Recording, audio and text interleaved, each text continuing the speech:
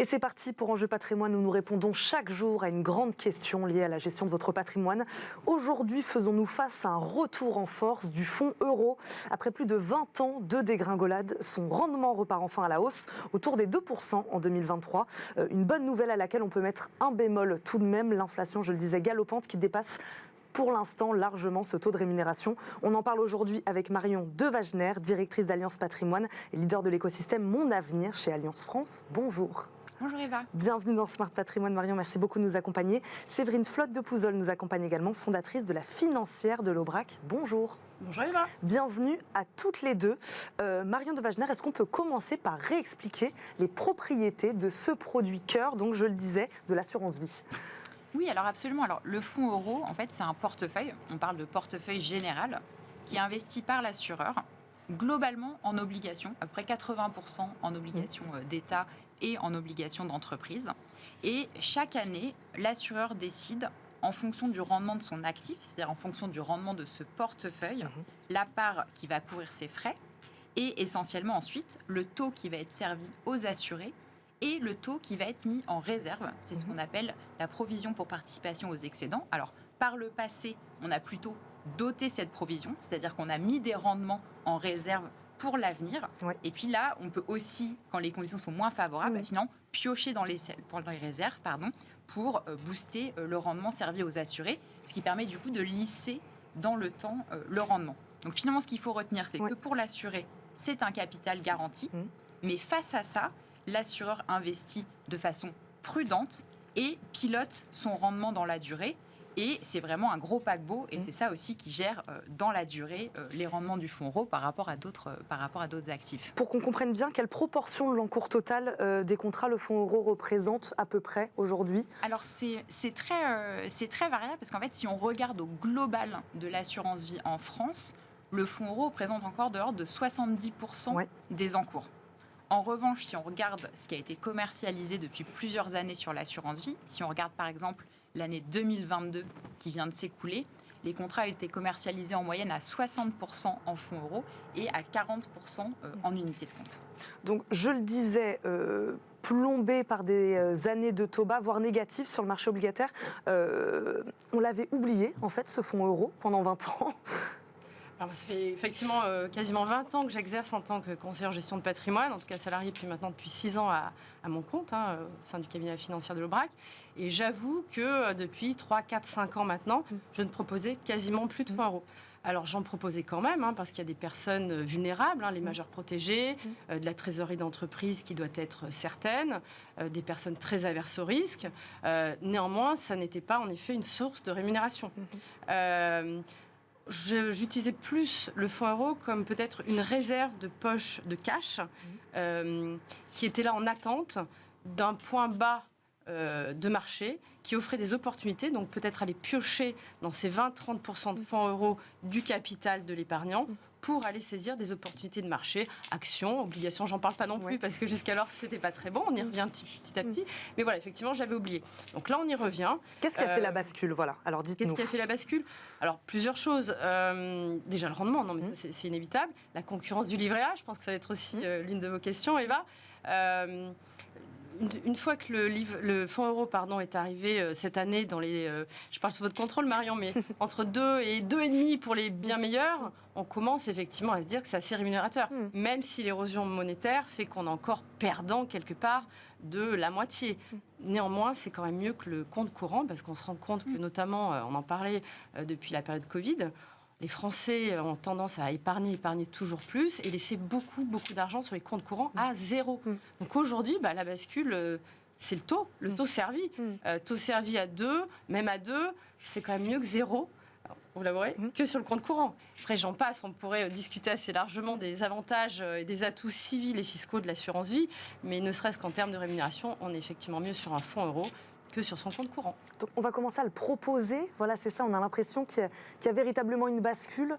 Ce fonds euro, on va commencer à en reparler aujourd'hui aux épargnants. Alors je pense qu'on n'a jamais arrêté d'en parler au sein d'une allocation finalement, avec une part en fonds euro qui assure une part finalement certaine et garantie et qui permet aussi d'aller chercher de la performance sur les unités de compte. Donc c'est vrai qu'en redevenant sur une pente croissante. Vous disiez, Eva, ça fait plus de 20 ans. J'ai regardé, c'est depuis 1990 que le rendement du fonds euro baissait. Donc là, on est en 2022. Pour la première fois, il est remonté.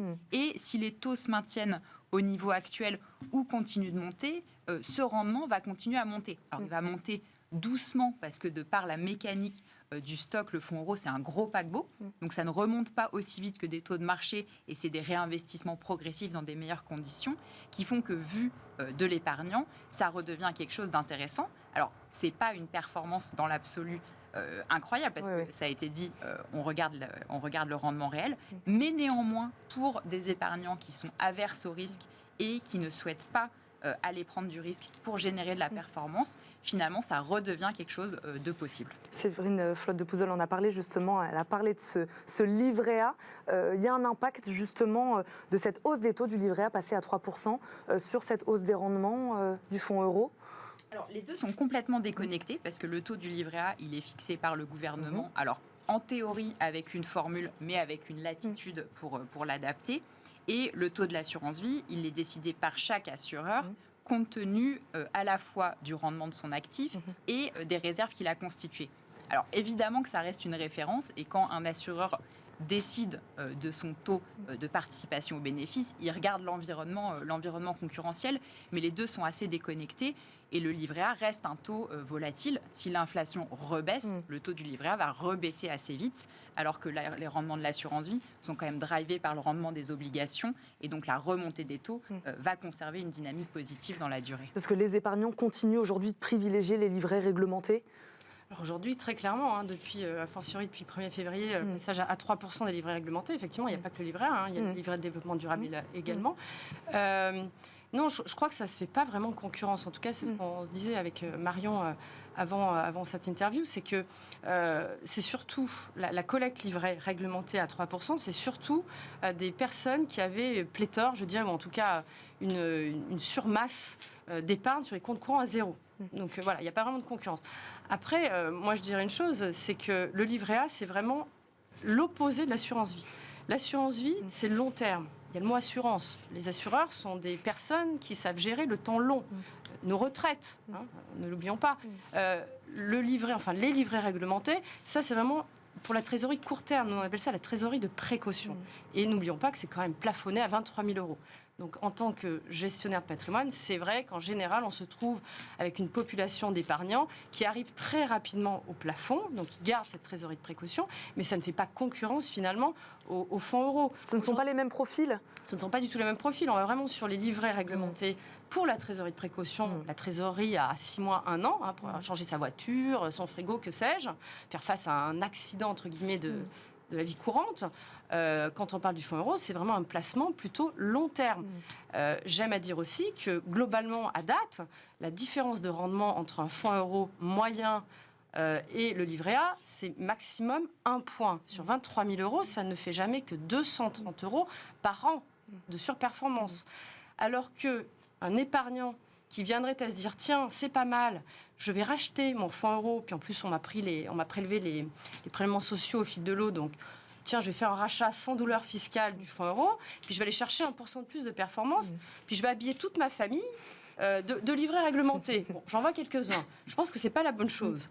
Ça, c'est très court-termiste, et comme on ne choisit pas la date de son départ définitif, vous voyez, quelqu'un qui mettrait, par exemple, 23 000 €, qui laisse 23 000 € sur son fonds euro dans le cadre de l'enveloppe juridique et fiscale de l'assurance vie. Il disparaît, c'est 23 000 €, c'est 4 600 € de frais de succession quand même. Pour aller gagner 230 € au maximum annuel, il va peut-être faire perdre 4 600 € à ses bénéficiaires. Donc je pense que la notion civile et successorale, qui est quand même l'essence même de l'assurance vie, est tout à fait un élément à considérer. Vous êtes d'accord avec ça ? Ouais. On parlait, vous en avez un tout petit peu parlé, mais c'est ce que je disais en préambule de cette émission. Petit bémol tout de même, l'inflation galopante en ce moment. Voilà, est-ce que ces hausses aujourd'hui permettent, j'imagine que vous allez me dire non, de contrer la perte de pouvoir d'achat aujourd'hui des Français ? Alors aujourd'hui, on a vécu une année 2022 très difficile parce que, on l'a vu, ça fait quand même des années que le fonds euro rapportait très peu. On a une inflation importante. Et dans le même temps, 2022 a été une année très difficile sur les marchés financiers, puisque à la fois les marchés actions ont baissé.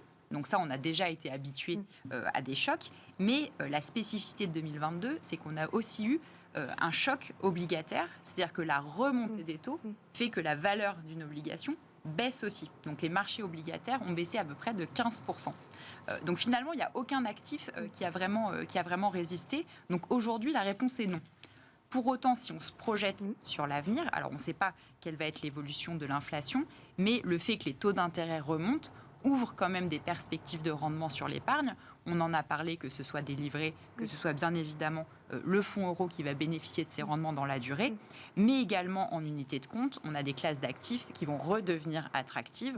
On a parlé de l'obligataire et on a aussi des types de placements qui finalement dérivent de l'obligataire. Je pense par exemple à des fonds à maturité, où finalement on va investir dans un portefeuille d'obligations qui est détenu jusqu'à l'échéance, ce qui fait qu'on va pouvoir bénéficier du coupon de l'obligation et sans être soumis au choc de valorisation, ou par exemple des fonds structurés. Donc voilà, on voit qu'on retrouve une panoplie, finalement, la remontée des taux, ça redonne du moteur de performance sur tout un tas d'actifs, et donc c'est là-dessus qu'on va travailler sur 2023. La remontée des taux obligataires va contribuer à l'attractivité du fonds euro. Oui, puisque comme le disait Marion en préambule, et c'est bien la technique du fonds euro comme vous l'exprimiez, c'est qu'aujourd'hui, les assureurs rachètent des obligations à bon prix, enfin à des taux de rendement de l'ordre de 3,5. Je pense que les OAT, on est de l'ordre de 3,5, on va dire en France en tout cas. Ces OAT sont là pour 10 ans. Aujourd'hui, je crois que les assureurs vendent finalement des obligations d'il y a 10 ans. Donc 2011-2012, on était à peu près au taux d'aujourd'hui. Je pense que c'est ce qui a aussi porté une partie de la performance du fonds euro. Je pense qu'il n'y a pas que la participation bénéfice. Je pense que techniquement, en 2022, et ce sera sans doute le cas aussi en 2023, c'est que les obligations qui arrivent à terme du fonds euro sont des obligations qui étaient rentables. Donc là, effectivement, notre livret, et tant mieux, je pense, va rebaisser d'ici 1 an ou 2, on ne sait pas. En revanche, techniquement, le fonds euro, lui, va continuer à délivrer de la performance. Donc finalement, si on raisonne à 5 ans et à 10 ans, le rendement du fonds euro n'est pas si mal. Mais jusqu'où? Alors justement, jusqu'où va aller cette hausse? Ça, c'est la courbe des taux longs qui va nous le dire. Si les banquiers centraux continuent à augmenter les taux, souhaitable ou pas, je ne suis pas là pour en juger, mais en tout cas, s'ils continuent à augmenter les taux, forcément, ça peut être bénéfique quand on est en capacité de collecte du fonds euro et donc d'acheter des obligations rentables. Après, si les taux baissent de nouveau, ça deviendra un peu moins intéressant. Mais toutefois, je crois que dans les fonds, que dans les fonds euros, il y a quand même une partie diversification. Les assureurs n'achètent pas que de l'OAT à 10 ans. Il y a aussi sans doute des actions, de l'immobilier, etc. Ce qui porte un peu la performance. Et d'ailleurs, les assureurs ont fait une belle année 2021. Où les marchés étaient plutôt bons, et ce qui a permis, je pense, d'engranger aussi des bénéfices qui ont pu être redistribués en 2022. Alors jusqu'à quand? Jusqu'à la fin des réserves. Donc faisons confiance aux assureurs en leur capacité à bien gérer les fonds euros, ce qui est une vraie technicité. Retour en force, donc on conclura là-dessus. Alors retour en force, je sais pas, je voulais juste compléter un élément, et je vais être rapide. En 10 secondes. Par rapport, c'est de se dire, en fait, sur les 3 dernières années, on était à taux négatif. C'est aussi pour ça que les assureurs ont globalement fermé aussi les vannes sur le fonds euro pour ne pas réinvestir dans des conditions dégradées et réinvestissent maintenant avec des obligations, avec des meilleurs rendements. Donc ça augure de bonnes choses pour la suite. Et ben voilà, on terminera là-dessus. Merci beaucoup à toutes les deux d'avoir discuté avec nous aujourd'hui dans Smart Patrimoine. Séverine Flotte de Pouzol, fondatrice de la financière de l'Aubrac. Merci de nous avoir accompagnés. Marion Dewagener, directrice d'Alliance Patrimoine et leader de l'écosystème Mon Avenir chez Alliance France. Merci à toutes les deux. Merci à vous de nous avoir suivis. On se retrouve demain, même heure, pour un nouveau numéro de Smart Patrimoine. À demain. Ciao.